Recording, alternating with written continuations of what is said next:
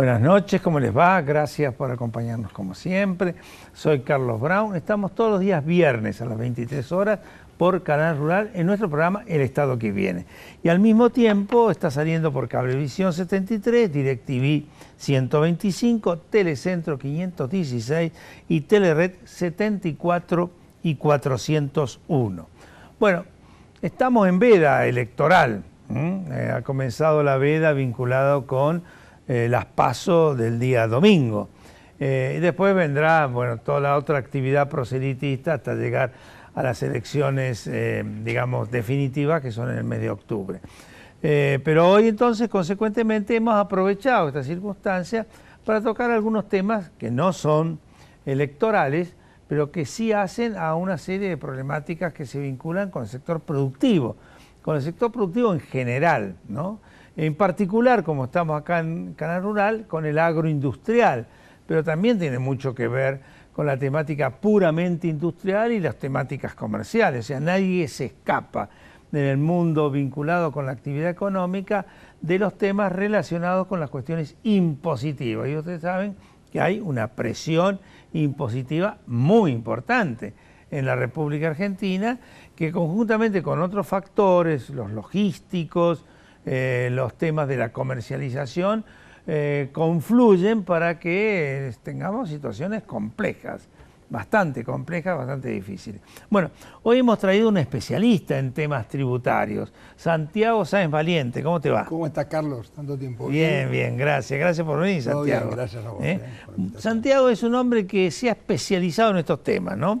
Y yo he leído muchos artículos tuyos, has estado en nuestro programa varias veces cuando estábamos en Metro, y muchas veces al leerlo me asustaba, realmente me asustaba, de la cantidad de impuestos nacionales, provinciales y tasas municipales que nos contabas que había. Una cosa realmente loca, contá. El otro día hicieron un análisis de cómputo de los distintos impuestos y llegaron a contar 96 y 64.000 normas. Normas o opiniones, dictámenes del fisco también. La verdad que se hace imposible conocer esto en detalle y aplicarlo. Uno siente que está un poco en un campo minado, ¿no? No sabes dónde pisar.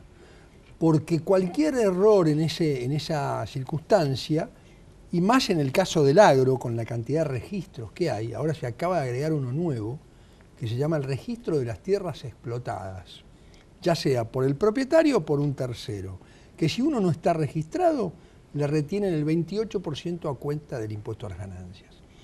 Yo, hablando de la veda, quiero hacer una aclaración previa. No soy político de ninguna naturaleza, lo que vamos a hablar es estrictamente técnico. Me parece perfecto. Donde siempre fue mi forma de expresarme como profesional, solo desde el punto de vista técnico. No tengo tengo alguna preferencia política relativa, pero no estoy afiliado a ningún partido. Lo cierto es que estamos en una situación compleja y el Estado actual, el gobierno, está en una situación muy compleja por el elevadísimo déficit fiscal que hay.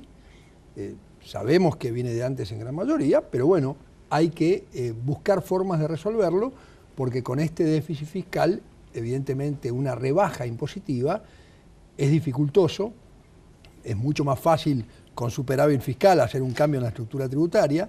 La Argentina ni siquiera tiene un sistema tributario hoy, tiene una justaposición de tributos que atacan por todos los francos, ¿no? Y vos lo dijiste, impuestos nacionales, provinciales, municipales, porque los municipales, que son tasas, se transforman en impuestos al no prestar un servicio adecuado.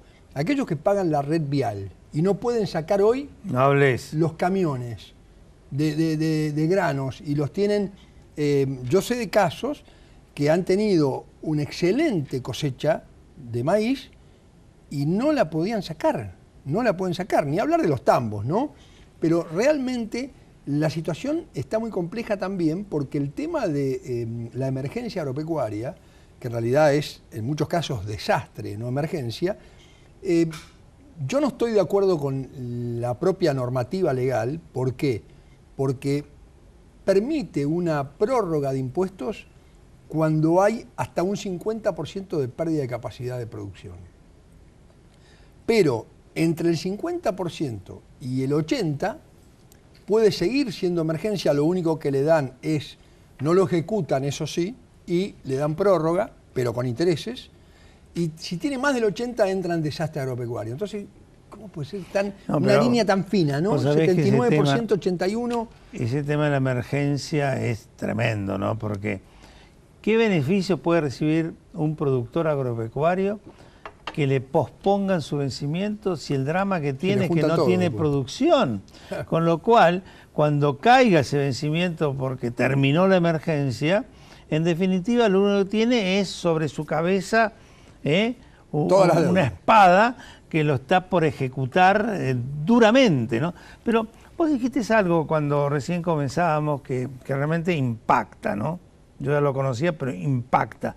96 tipos diferentes de tributos. Mira, yo no los conté. ¿Cuántos nacionales, cuántos provinciales? Yo no los conté, pero digamos hay estudios hechos en forma precisa que han juntado estos 96 impuestos, una comparación con otros países del mundo. Obviamente siempre ganamos, ¿no? Para estas cosas, es terrible.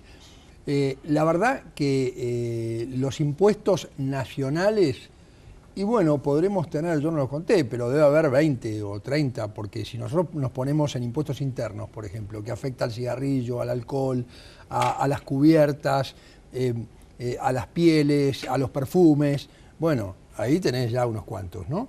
Pero los principales, lo gravísimo no es solo la cantidad, sino que los principales impuestos son distorsivos. Y esto es triste. Los derechos de exportación, por suerte se los han sacado a todos los granos que no es la soja, realmente el daño que hace, y justamente en situaciones de emergencia ni hablar, porque el productor apenas tiene una magra producción y se le recae con el 30% sobre su precio, es terrible, ¿no? Sí, aparte es muy inequitativo, porque los costos de cada uno son diferentes. Con lo cual estos impuestos a los ingresos son nefastos, son efectivamente regresivos y no contribuyen a nada. Son de fácil recaudación, sí, fenómeno, pero realmente el daño que hacen es muy grande. Hay que resolver el tema de la soja para un futuro, 5 puntos menos cada año, cada 2 años, no sé, algo va a haber que hacer. Y el impuesto al débito y crédito se puso en su momento como un tributo que era pago a cuenta de ganancias. Impuesto que se pone, impuesto que queda. Que queda, ¿no? Tal cual, Carlos.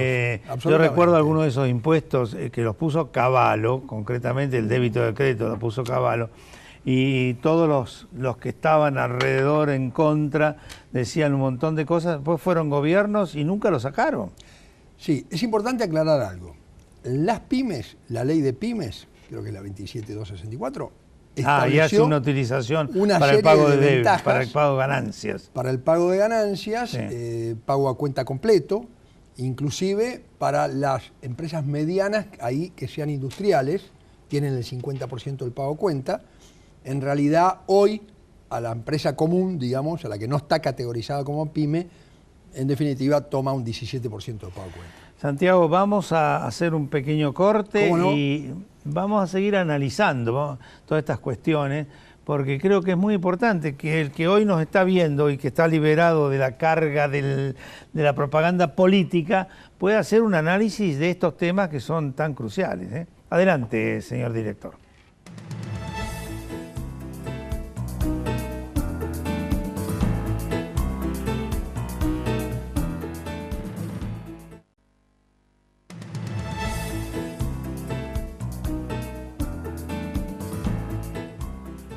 Santiago, vamos en este bloque a hacer algunos pequeños análisis.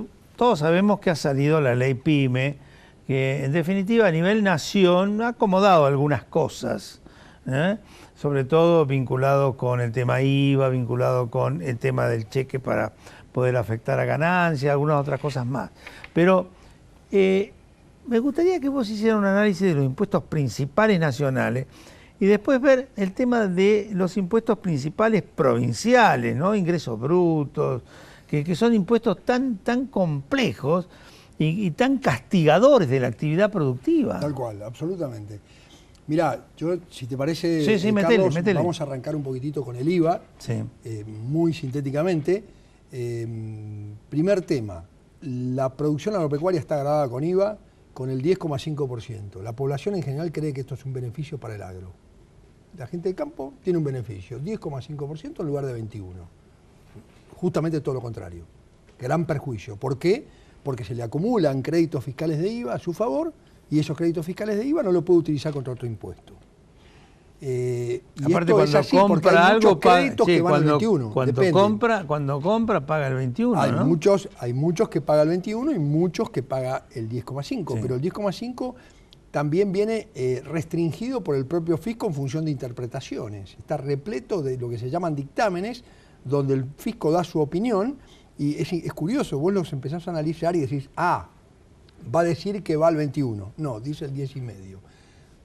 No, claro, así, en este caso va a decir el 21, no, es el 10,5. Es increíble. O sea, realmente las opiniones del fisco en el tema de alícuotas es algo muy preocupante, ¿no? Pero lo cierto es que la acumulación de esos saldos a favor son un verdadero perjuicio, es un capital de trabajo en definitiva que está en manos del Estado. Y no estoy hablando del saldo llamado libre, que de libre tiene poco, sino que estoy hablando de la propia liquidación del impuesto, ¿no? Estos créditos de IVA que hablamos del 21% que se les acumulan porque tienen solo débitos por el 10,5%. Es un tema muy grave porque en el año 1983 hasta el año 1987 había un régimen que era estupendo. Porque, ¿qué permite? Hubiera permitido, por ejemplo, tomar realmente una reducción en los alimentos que están sin procesar. Por ejemplo, la carne, lo que yo siempre digo, la carne y las frutas y verduras, en realidad, digamos, si se exportan, devuelven el IVA, con lo cual el efecto es nulo. Y los alimentos que tan sanos son para la salud, todo lo que es frutas y verduras, tendría que estar eximido en la primera etapa y por supuesto también en la última. A ver, expliquémosle un poco a la gente, ¿no? Si está eximido en la primera etapa, no habría inconveniente, que algunos han manifestado su planteo de que podrían estar eximidos en la final. Pero si no están eximidos al principio, ¿cómo se logra? Claro, un supermercado que vende, le compra a un productor o a alguien que elaboró el bien, ¿no? Y esa elaboración o mismo la etapa inicial ya viene con IVA.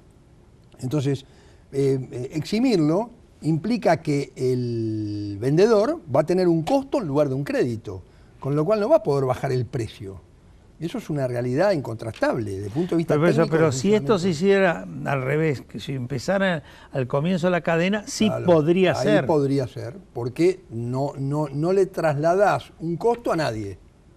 Arrancás con un bien extraído de la tierra. Esto, lo que uno observa, ¿no? Yo he hecho algunos análisis en algunos trabajos que hicimos con mi equipo y encontramos que un producto que sale del productor a sus comienzos vale etapa. 1 y cuando llega al consumidor vale 10. O sea, lo tenés que multiplicar 10 veces. De siempre, ¿no? ¿Quién se queda con la diferencia? Entonces, y ahí aparece el tema de impositivo, logística, comercialización y otra cantidad de casos.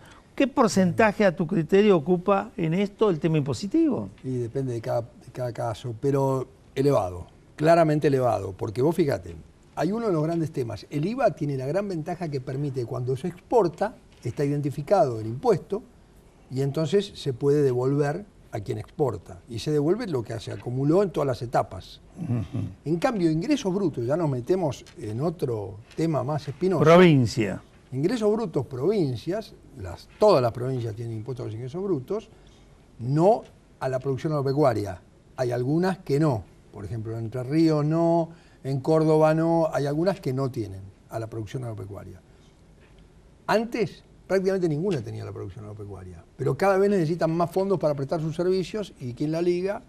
El que produce, el que trabaja, el que genera riqueza, ¿no?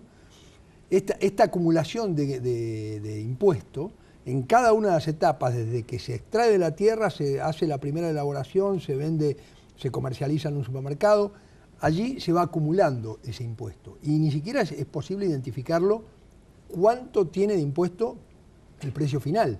porque se hace impuesto sobre impuesto, es acumulativo.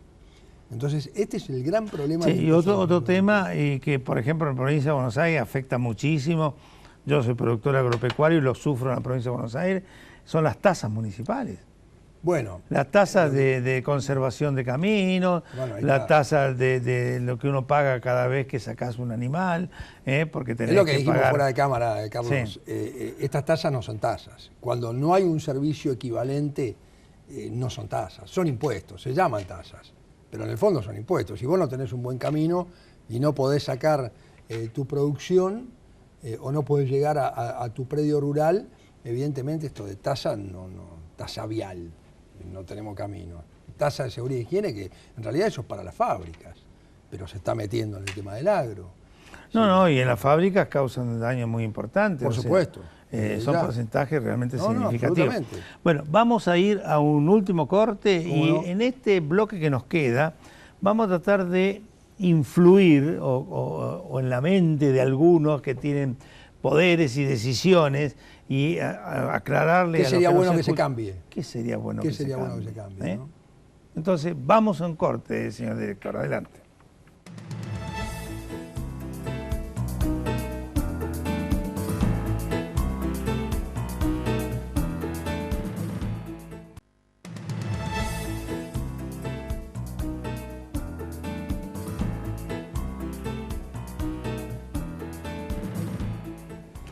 Santiago, último bloque, ¿no? Y acá aparece algo de muy difícil solución.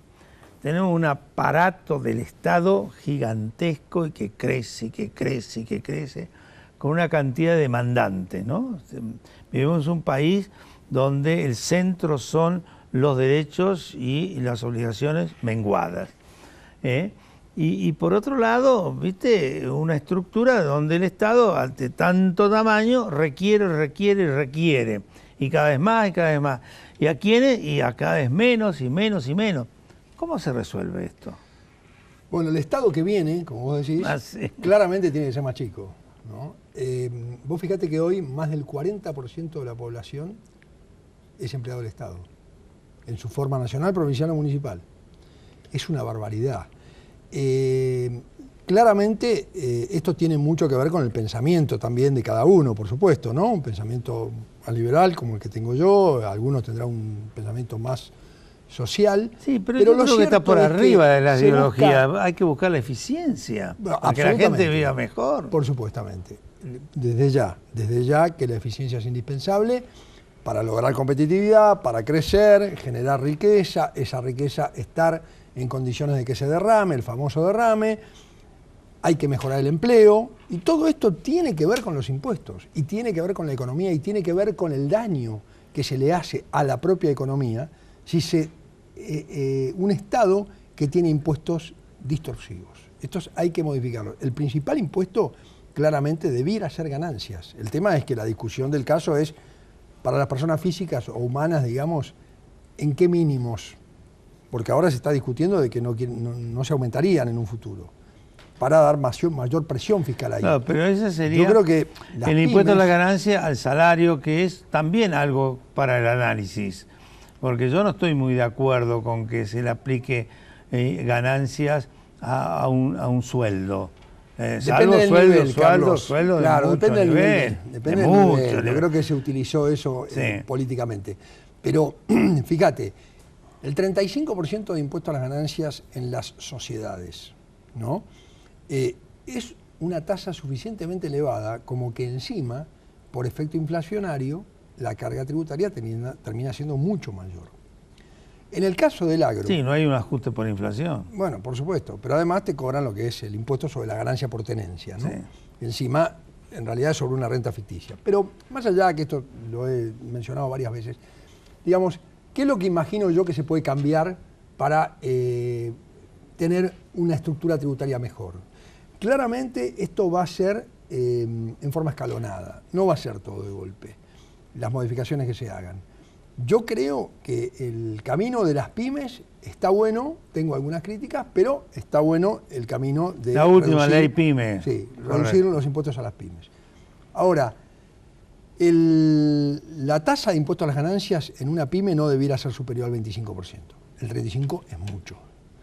El impuesto a las ganancias, en el caso del agro, no tendría que contemplar lo que se llama ganancia por tenencia, porque yo no vendí, mucho menos cobré, pero no vendí y resulta que tengo que pagar un impuesto. Ni hablar en lo que es, por ejemplo, los feedlots, ¿no? Lo que es el engorde de Hacienda. Pero también en granos sí tengo existencias, que las acumulé porque decidí no vender en ese momento. Entonces, el tema es complicado. El tema del IVA hay que modificarlo. La tasa del 21 con el 10,5 conjunto no funciona. Tiene que ser una tasa única. Y esto no lo digo yo, lo dicen todos los libros de tributación del mundo. Hay problemas cuando hay este tipo de tasas escalonadas. Y se dice que sería la misma recaudación si fueran el 19%. Pero vos fijate, el IVA empezó con el 13%. Hoy lo tenemos en el 21%. En el año 1975. Sí, en los países cercanos y los países... Es lo más regresivo que hay, Carlos. Pero ¿cuánto es el IVA? ¿Cuánto es el IVA en Estados Unidos, por ejemplo? Estados Unidos no tiene IVA. Que tiene tax. Porque reconoció justamente que sería una recaudación tan elevada... ¿Pero qué es? Un 7% el tax, ¿no? Sí, el 7%. Depende de los estados. Escúchame, ¿y en México me dicen que es el 5%? Sí, para alimentos y esas cosas. Estamos como triunfadores en las tasas. Claramente, cualquier tasa impositiva que agarres, en este momento estamos muy por encima del resto del mundo. Mirá, casi te diría, en la OCDE también. La presión impositiva general en la Argentina está llegando a...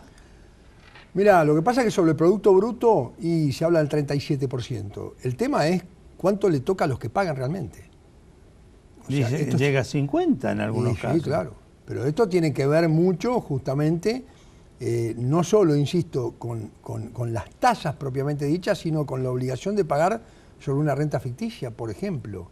O, ¿sabés qué es lo muy grave?